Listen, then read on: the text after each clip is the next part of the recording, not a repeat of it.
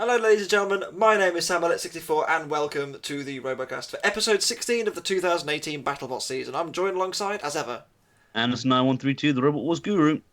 And Steve, the American Killjoy. And we're actually getting an episode out early, guys. I'm proud of us. I know. Yeah, it's Thank you, thank you, Steve's university college thing. Boys, timetable, that's the one.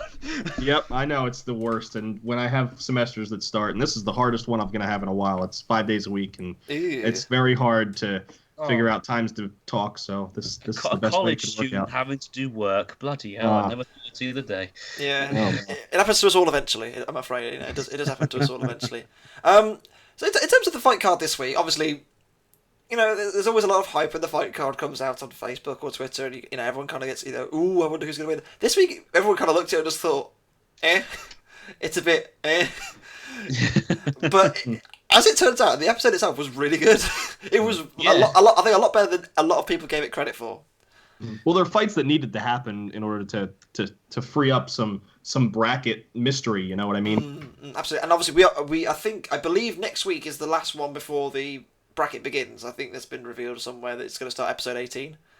So I believe. Well, they need time. Yeah, they need time to show I mean, there's only 20 episodes, so we've only got 4 weeks left to go. You've got to start it somewhere, haven't we? So I believe it'll start at week 18. It might start next week. So we're gonna have a bit of a guessing game as to who's going to be in the bracket at the end of this podcast. So we'll be sure to stick around for that. But in the meantime, Vanquish, obviously. Oh, if only, imagine that. Imagine vanquishing there. It'd be great. Anyway. Let's talk about episode 16 itself, which starts off with a team at 3-0 and a team at 2-1. Obviously, it's Whiplash and Warhead. Whiplash is only lost this season coming to Tombstone, and Warhead as yet unbeaten. Even in the international special, they beat Blacksmith. I mean, at the start of the season, if you said to me, "Oh yeah, Warhead's going to be unbeaten for 4 fights," I'd have said, are you okay? Are you all right there? But no, Warhead has been fairly consistent this year, and considering they arrived late and didn't really change much to the robot, it's actually done really well. Obviously, go on. Am I right in thinking it's won every fight by judges so far? Yes. Yes, thought so. So leading up to this one. OMG. Yeah, and obviously with Warhead, as we found out a couple of weeks ago when they broke their dome, they have no spare spinner. So Anderson has... That was the only one. Yeah. And Anderson's delighted to know that the Dino Head is back. I can hardly contain my excitement, as you can tell. It looks cool. Thrilled. It looks cool. Like I said, it looks It's got cool. an eye patch. And I will say this now, in all fairness, this was a battle where Warhead had the Dino Head on it, and I was actually entertained, so fair play. I think it was entirely Whiplash's fault that I was entertained, but still, fair play. I did rate their attempt at streamecking though. Obviously, Warhead got turned over and they have no self-right with this. Streamecking. It's a doing word. It's a verb. Streamecking. Yeah. That's a verb, right? Yeah, I'll have to call Rex Garrod and say, hey, he's turned the word into a verb. I've taken it one step further than Rex. Yeah. Rex is nothing on me. Yeah. It was good fun. It was a lot of chasing around, a lot of harrying from Whiplash. Obviously, really good to see them back in action after getting a good chewing from Tombstone. One thing I did find very interesting about Whiplash is if you follow them on Instagram, be sure to do that. They've got some great photos on there of BattleBots and such. They only had one chassis, so they had to completely cut off a quarter of their robot and basically just rebuild it. Good lord. Jesus. So it was. And Linking Welding came to the rescue. Plug. Yes, Lincoln Welding. Get your welding for all your welding needs. It was a good fight, and I enjoyed Warhead trying to get off its back. I just couldn't quite do it in this form. Right. But I think they knew losing the dome was quite a big mission for them. Definitely, yeah. But to be honest, if Warhead had the dome on it, I think it would have had a strong chance here. But it didn't, so it lost. Yeah. In all fairness, though, this was a very good fight and way better than it had any right to be. Because again, it's tick my boxes. I like tactical battles. I like good driving, good quality control, and good tactics. And both machines used good driving, good tactics, good control. Whiplash, I think, just had the edge with driving, though, which is surprising considering he was going up against Ian Lewis, renowned for being one of the best drivers ever, but whatever. And fair play to him, he outdrove them and got the job done. Matt Vasquez is obviously very good at driving, as we've seen already this season. Oh, yeah, obviously, yeah.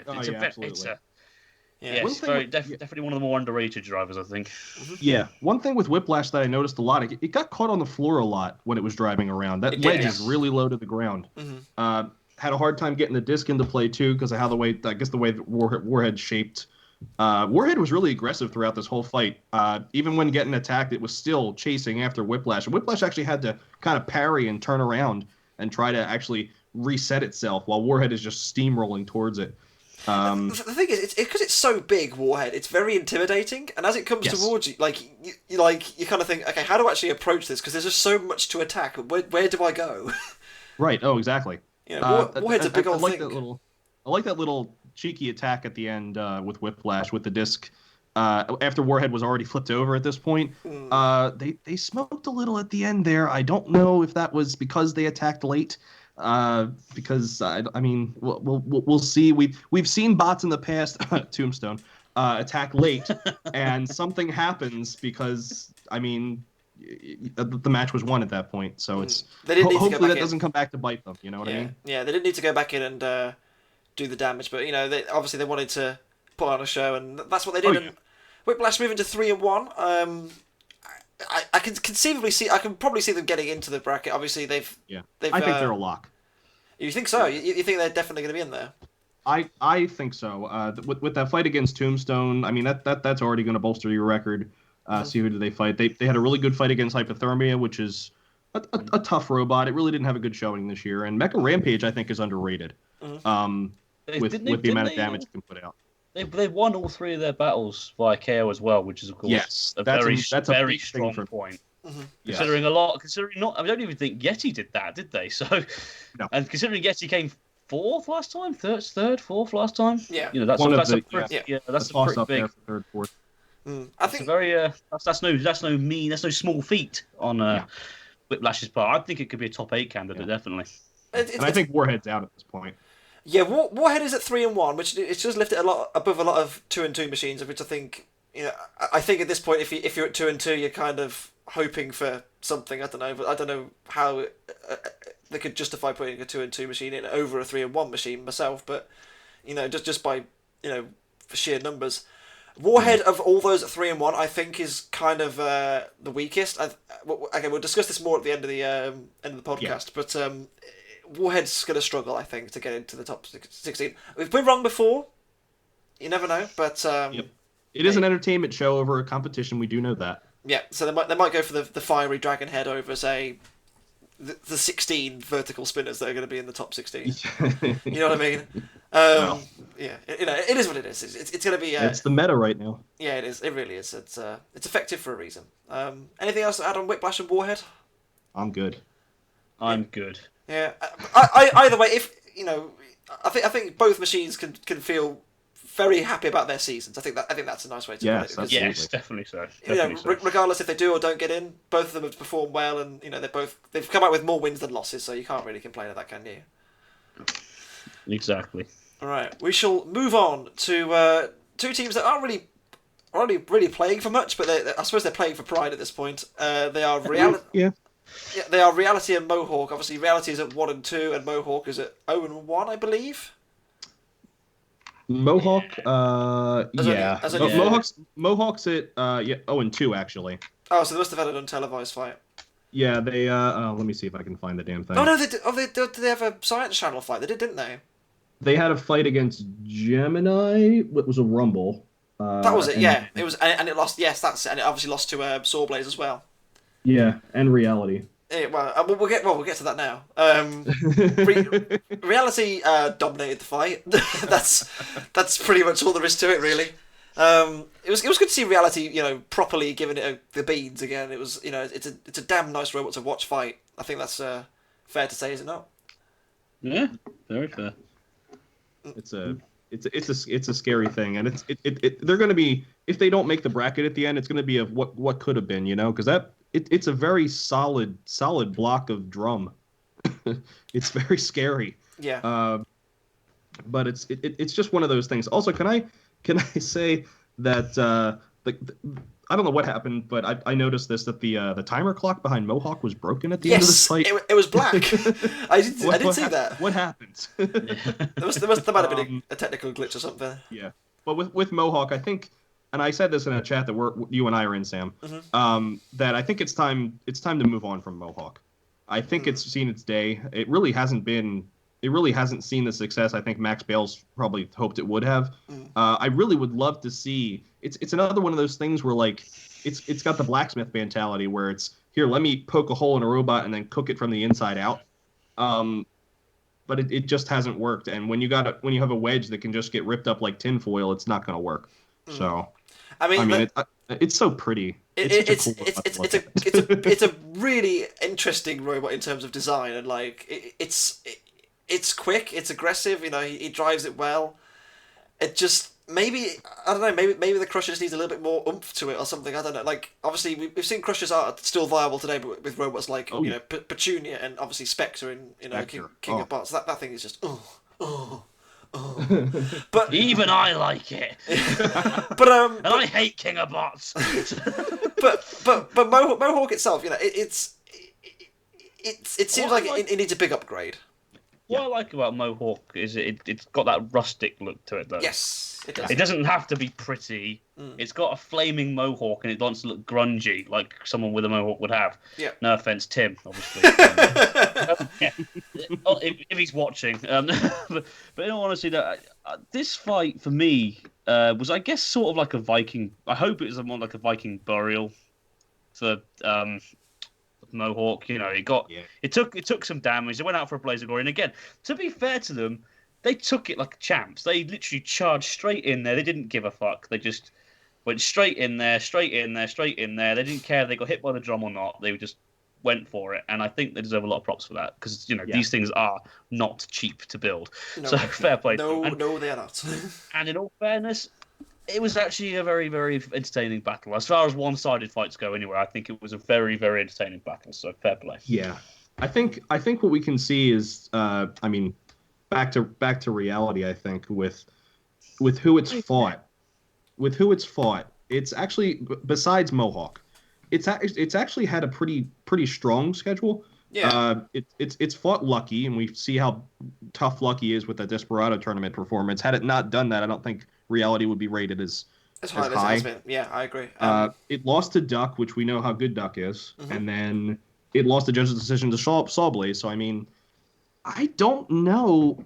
I think it wouldn't surprise me if like they at least thought about Reality. Like maybe it's got it just didn't warm up early on in the season, and it kind of got its legs later on. A few too many technical niggles at the start of the tournament really kind of hampered it. I think had it won either of the fights against Duck or Sawblaze, which potentially it could have done had the drum kept going, or in the Duck fights had it just carried on and not died, I think we'd be talking about Reality a lot more serious, and I think they'd probably end up in the last 16.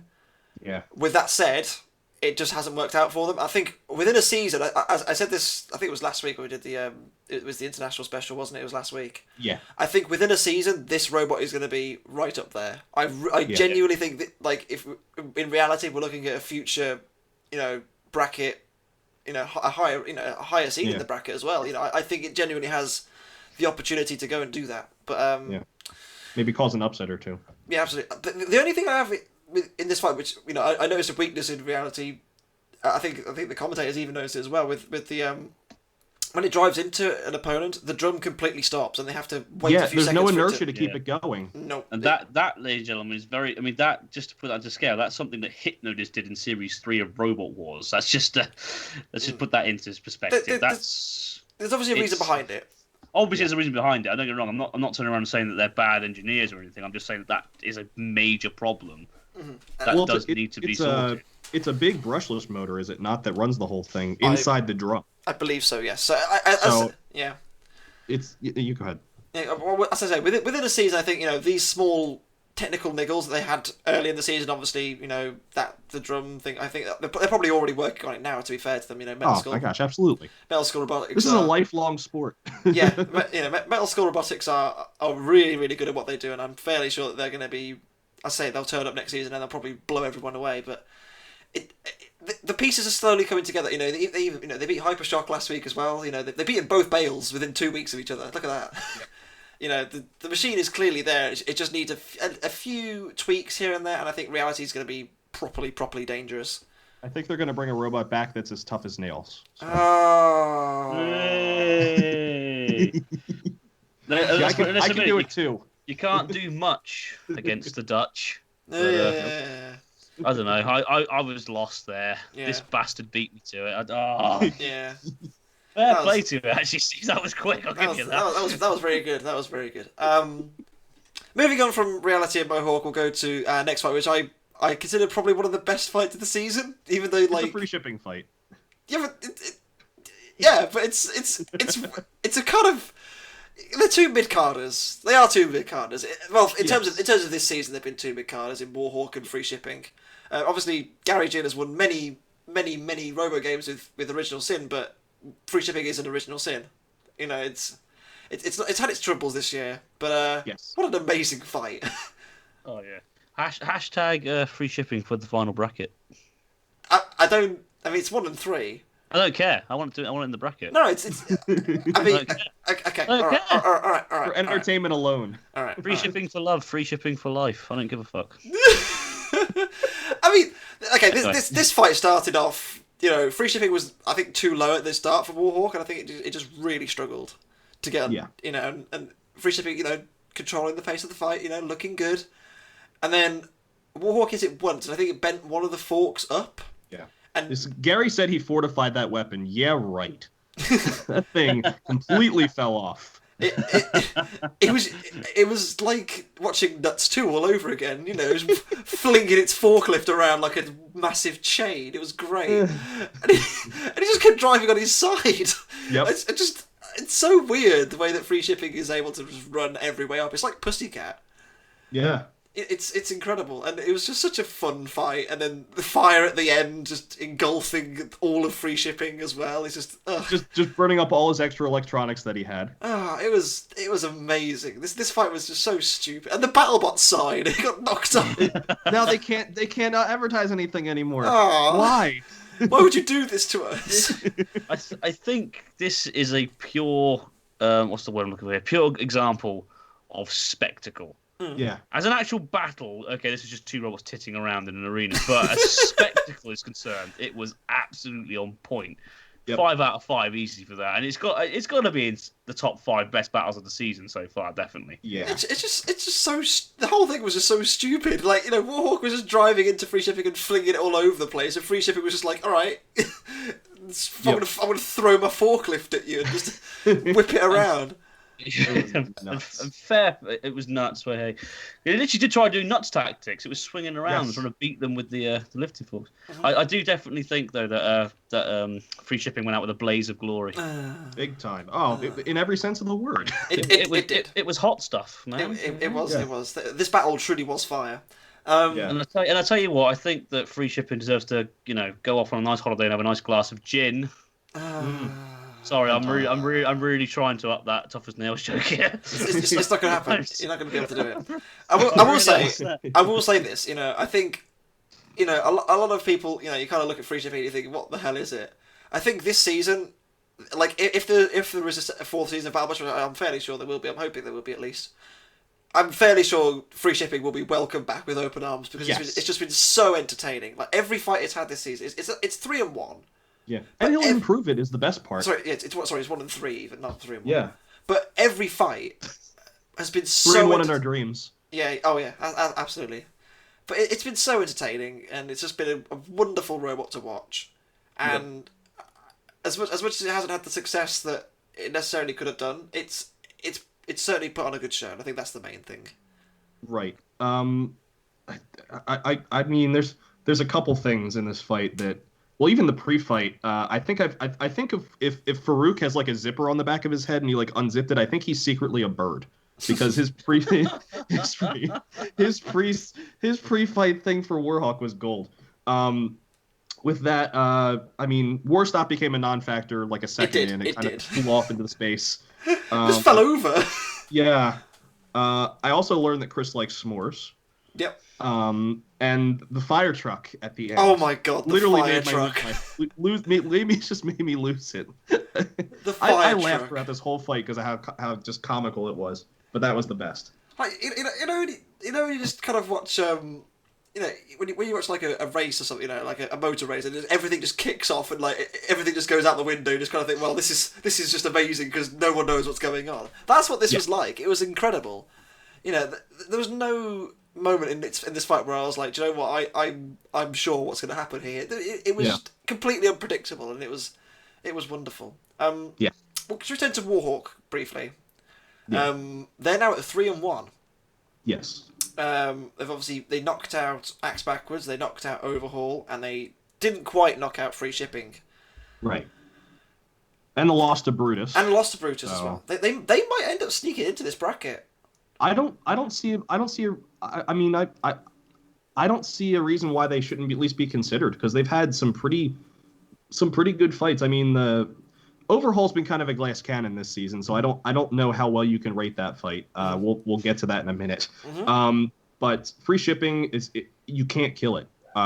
It kills itself obviously with the fire. Of course. But Gary Jin's gonna smash his own robot. You don't even need to do any of the work. It's the Chuck Norris of robot combat, isn't it? But yeah, I think it could sneak in. It's got a cheeky good record with 3-1, even with those 2 judges' decision wins and the quick knockout of Axe Backwards. That was pretty. I mean, Axe Backwards isn't fully functional this year. I don't think. I think there's still some improvement in that design. We talked about that before. Yep.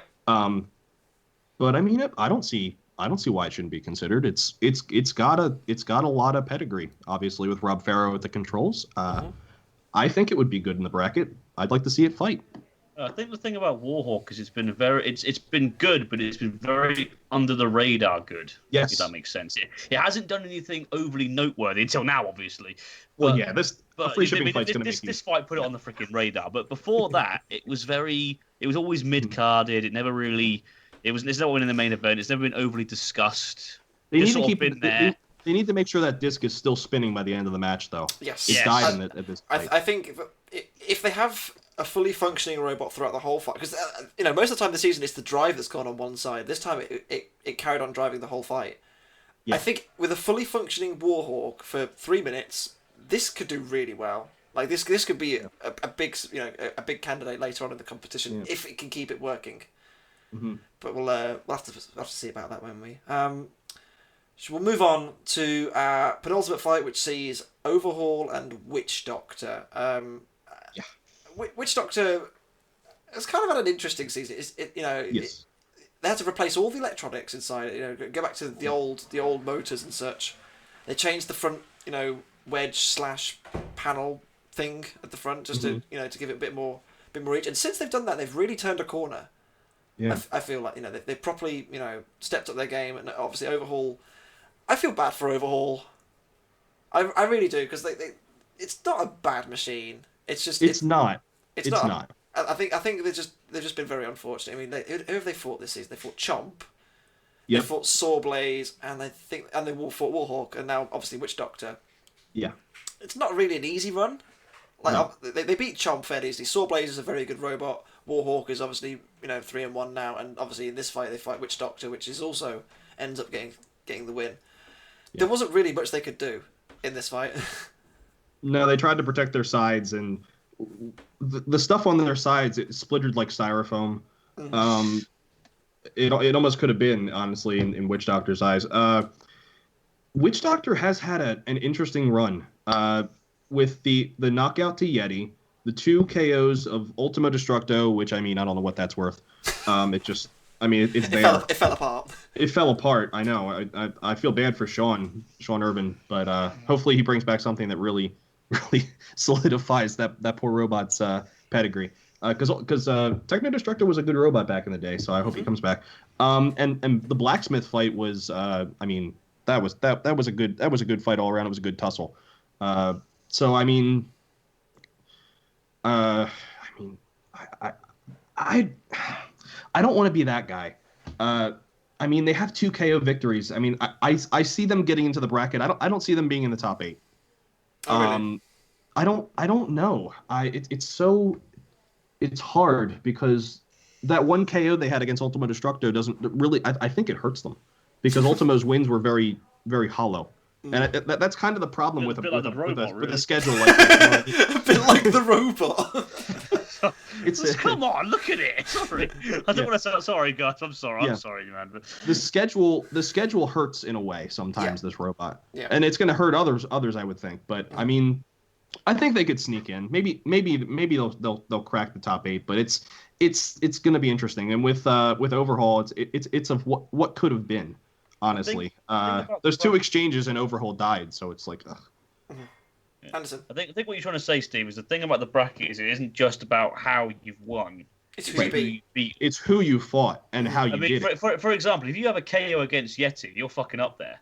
Exactly. But if you win on a judges to something like Double Dutch or Deviled Egg or whatever, then whatever, cool. Well, because the way strength of schedule works is you're supposed to beat teams that people expect you to beat. Yeah. You know what I mean? Teams in and around like in around your level. That sort of thing. Not to take it anyone as a having a bad machine or whatever. But like in terms of like absolute competition, you look. There's rankings. This is the way it works. It's a sport. Yeah. You look at your Minotaurs and you think, okay, that's a big robot. If you beat Minotaur, then you're going to be right up there. Or if you beat a Tombstone, you're going to be up there. Whereas if you beat a Battle Royale with cheese, for example, it's not going to look quite as good as beating Tombstone. That sort of thing. No. Yeah. Beating Tombstone.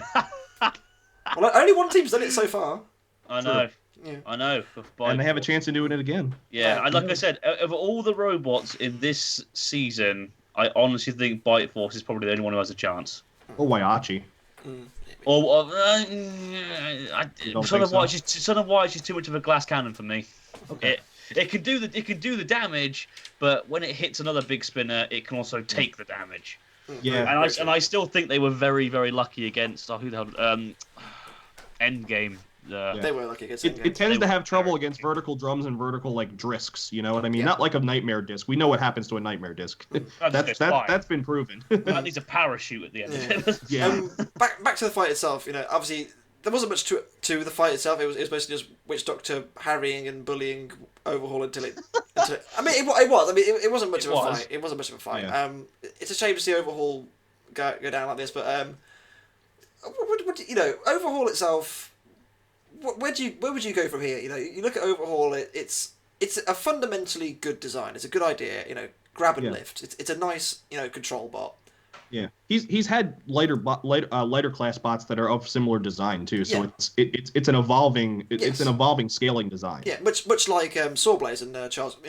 Charles obviously knows Jameson quite well, and they're very similar in that sense. Yes. Where would you go from here with Overhaul? What would you do? I know one thing I've loved recently is on Facebook that Charles has been saying.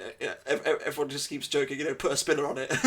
But I have found very more funny. anime girls, and it needs a spinner. Obviously, that's the answer to everything. OFC was the answer for Tandemushi years ago. Yeah. Very, very true. Where do you go from here with Overhaul? Me personally, I would, and this is just coming from someone who has no robot experience. This sounds completely fucking stupid. I apologise. I would replace the forks with a plow which covers the front and it's sort of like a plow that's the same shape as the front of Terahertz, if that makes any sense. Right. Because it would deflect spinners. Obviously, it'd have to be a bit lower than Terahertz, obviously, because it wouldn't get under anything. But because it would help deflect spinners, especially if they sort of built it so it sort of went around the sides a little bit as well. It would help with because their sides are ridiculously exposed. And I think also because the problem with the forks is we've seen in this season that forks can get stuck in arena hazards like the kill saw slots. Yeah, that's really become more of a hazard than the saws themselves. Exactly. And another thing is, I personally think forks have seen their day a little bit. They haven't got a large amount of surface area to them. They're very flimsy, and it's very easy for them to slip off of them. Meanwhile, if you've got a big plow, there's a larger surface area, so more of your robot is underneath the other robot. I was thinking rather than like comes down. Sorry, sorry, and if the grabber comes down, you can pick it up. Sorry, but there you go. That's basically what I was saying. If I'm wrong, I apologise. I make card robots for a hobby. What do I know? They need to fortify their drive. That's all I'm going to say. That's really more important than their weapon, because it seems that their robot fails more often with drive than their weapon. Yeah, sure. My thought was, rather than a terahertz switch, maybe like a plow akin to Stinger / Sewer Snake. I think that might be a bit more useful. That's what I was trying to suggest, because the way I look at it is terahertz is, imagine terahertz but flatter. Yeah, I guess that's sort of like concave, look a bit like it. Yeah, concave rather than convex. Yeah. Yeah, that's what I was trying to say. Sorry, I apologise. Yeah. The thing beat Lockjaw. Let's put it this way. I mean, it's capable of really doing a good job. Mm-hmm. And it threw Chomp over its head, and Chomp is a freaking tank. So I don't know. There's potential there, and I think Overhaul. I do hope Charles continues with this design, because I think it's an entertaining robot on its day. It just needs a little bit of good fortune, I think, to kind of like avoid anything too nasty, because they've had a fairly rough draw of things this year. But yes, we'll move on to our main event, which is Minotaur and SubZero. It's hammer time. It was. I think everyone was kind of like, huh? With this being, just like when Scorpio's Ice Wave came out, people were like, "What the heck?" Yeah, I mean, SubZero, God bless them, they've had a pretty rough time. They've had a pretty rough time. I mean, let's face it. In their career, they've fought Ice Wave. Yep. They fought Huge. They fought. Shredderator. They fought Captain Shredderator. And who else did they fight? Mecha Rampage. Was it Mecha Rampage? I think so. Minotaur. Jesus, I'm so stupid. They fought someone else this season as well. They fought Red Devil. Red Devil, and That's then. Right. Oh gosh. Red Devil, and I'm looking at my Minotaur. chart, and Minotaur's right next to Mecha Rampage. That's my bad. Oh, okay, so yeah, they fought 4 Spinners and Red Devil in their career. They've not had they've rebuilt this robot probably about 4 times this season already. Yeah. God bless them. And then they're like, oh yeah, now you've got Minotaur. Great. As a fight, it wasn't great. As a spectacle, it was incredible, because SubZero just got torn to pieces. It reminded me an awful lot of the fight with Blacksmith last year. Yeah. Or last season, sorry. Minotaur gave him a crew cut. It did. I mean, it took its whole head off, to be honest with you. It's a back. Brazilian. Oh, I mean, we've all been there. There. I've only just got that because they're obviously Brazilian as well. You've only just got. Oh my Christ! God's sake! And that's when a pun is good. It's so subtle. It takes a while to. Yeah, that was good. That was good. It was good fun, and you could really hear the drum. Finally, I haven't really heard it much this season of Minotaur, but you heard it crank up through the gears and sound like a jet. It was scary. Minotaur in this fight looked very good, and I think I'm fairly sure they're going to be in the bracket with a record of 3-1 as well. Yeah, I'm sorry. Go ahead. No, go ahead. Sorry. That's okay. No, I was just going to say. I was saying to you guys earlier how I've been a bit disappointed with Minotaur this series. I haven't really seen that killer instinct KO hit. I mean, this is the machine that hit, Storm. What is it? Not Storm. Photon Storm. Photon Storm. Yeah. That's it once, and it sent it 5 feet in the air, and that was it. And it's been mostly grinding this series. It's a bit like a single mum from Essex. So it's nice to actually see it have that killer instinct. And to be honest, I'll be honest here, I think the SubZero team kind of just let them have their fun with it. They knew that it wasn't going to change whether they were going to get in the bracket or not. They'd already repaired it several times. What's one more rehash, So yeah. At the end of the day, though, it was a good, fun spectacle, and fair play to the SubZero guys for being a part of that. Jerry Clarkin tried as well as he could to keep SubZero in this fight. It had a hard time turning, like right out of the gate. I noticed it had like a weird gait. Like it just couldn't turn around to face Minotaur, and then Minotaur flipped it over, and I mean that was all she wrote after that first flip. I think. I mean we all knew what the ending of this fight was going to be. I think it actually there was a point in the fight where like I after the flipper got completely mauled, that SubZero had to use its flipper to kind of get moving again. Yeah, I think it happened like at least 2 times. Yeah, it keep getting beached, I think, on its chassis. Yeah, like this chassis was warped from all those hits from Minotaur. Minotaur looks pretty solid coming out, even with only one of their wins coming by knockout and the other 2 by judges' decision. that only knockout coming to Tombstone. So I mean, who have they fought? They fought Blacksmith, won by judge's decision. Fought Hypothermia, which is a robot they fought before in Robo Games by judge's decision. And then their only losses to Tombstone. So I mean, they have a pretty good record. But I don't know. I think people will be surprised maybe to see them further down the bracket than people expect them to be. You know what I mean? Because I don't think they've had that killer instinct. I agree with Anderson. They haven't had that killer instinct that they've had. And you can't look back into the past and say, oh, they did this, this, and this. Well, that's I mean, it's not exactly how this works, because it's not like this isn't like an act like it. Gosh. It's not like a sport where you have the same 30 some odd teams come back every single year. You know what I mean? So you can't. It's very hard to look back to previous seasons and rate teams based on their performances, because the environment changes and the bots that show up change every single year almost. Yeah. It's not almost every single year. So.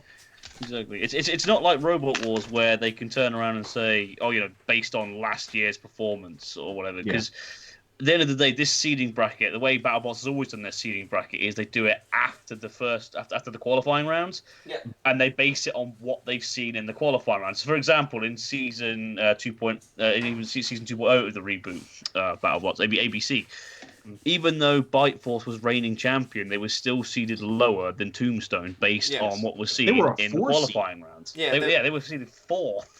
Despite being reigning champions, it's not like Robot Wars where, you're reigning champions, you're number one, get in it. Oh, you guys are former two-time semi-finalists, you're seeded sixth, get in. Right. It's more of they base it on there and then thing rather than it's per season. Yeah, it's per season, not per 3 or 4 seasons. I mean, that's like for example, having Biohazard come back. Oh, you're a former two-time heavyweight champion. Get in. I'd like to see Carlo make another robot. I think we've talked about that before. I'd like to see him get back into it. He needs to make a robot and call it the Tash. With that said, obviously, Minotaur dominated SubZero and smashed the hell out of it. It won the fight, and pretty much ends the episode. But we did say we're going to talk a little bit about who we think is going to end up, in the bracket towards the end of the season. Now we did discuss this a little bit before, we actually started recording this. Currently, according to our calculations, there are currently 13 teams on 3-1. You'd have to assume most of those are going to get in. I think, as I say, anything with 2-2 is going to struggle, and I think, obviously Lockjaw's in there as well, automatically. Who do you see falling out? Possibly. Obviously, I think sadly we're going to miss out on Duck, which makes me real sad. Yeah, I think we're going to miss out. I think we're going to miss out on Warhead, like we mentioned that earlier. I think whilst they have been consistent, it's been a weak consistent. They've had to rely on 3 judges' decisions. Yeah. And they've been KO'd. So that, to me, is a very weak consistent. I actually have here a list of how I think it might go, if you're okay with me reading that out. Yeah, sure, go for it. Well, obviously Tombstone 1, obviously. Yep. Bite Force is 2nd, Broncos 3rd. I'd put Son of Waiachi 4th, because although it did have that loss to Brutus, it's wrecked anything else it's gone against. Whiplash, I'm going for 5th. Actually, because again they've been very consistent. Yeti 6th because they've been a bit lucky. Witch Doctor 7th, Sawblaze 8th. I've put Lockjaw 9th because I think that's a fair place to put them after winning the Despacito tournament or whatever you want to call it. Ice Wave 10th because they've again been a bit lucky. Oh, by the way, this is based on how I think things are going. Minotaur 11th. Because, as Steve and I both mentioned earlier, they haven't really had that killer instinct. And like we said, they've only won 2 judges, and then they beat SubZero of all machines via KO. 12 is huge. Rotator 13th. Warhawk 14th. Monsoon 15th because of reliability. And obviously 16, I'm not too sure. That's probably where Warhead would go, but I don't know what's going to happen. Because I believe Scorpios is only is currently at 2-1, and so is Ice Wave. So I believe I think they still have a fight to go each. Yeah, well, I'm basing it on the fact that I think they could probably win their next matches, whoever they're up against. Okay, all right. I think they could potentially beat, because I mean Scorpios has been very consistent recently, and so too is Ice Wave. I believe so. But I'm basing on, like I said, I'm basing it on. I mean, if they didn't win, then yeah, fuck off. But if they do, then fair play to them. That's how I see it. If they were to win, basically. Yeah. I think that's a fairly good selection, really. As I say, I think anyone who's at 3-1 has got a very good chance, but and everyone at 2-2 are probably kind of a bit shaky. But we'll see. It's far from. And literally the next. What we're on 16. This is just episode 16 we watched. So we've literally got one more episode now. Well, there's 4 more episodes to the end. No. So you assume till the bracket, your penis. Yeah. I'd assume at this point, there's only 4 weeks to go. So they have to start getting through it soon. So we'll find out within the next couple of weeks. That's for sure. But for now, guys, thank you very much as ever for joining us. It's been a pleasure. Oh, as always. As always. It's always a pleasure, Samuel. And until next week, I've been Sam64. I've been Anderson9132 the RoboCast Guru. And I've been Steve the American Killjoy. And we'll see you next week for episode 17 of BattleBots 2018. Sayonara.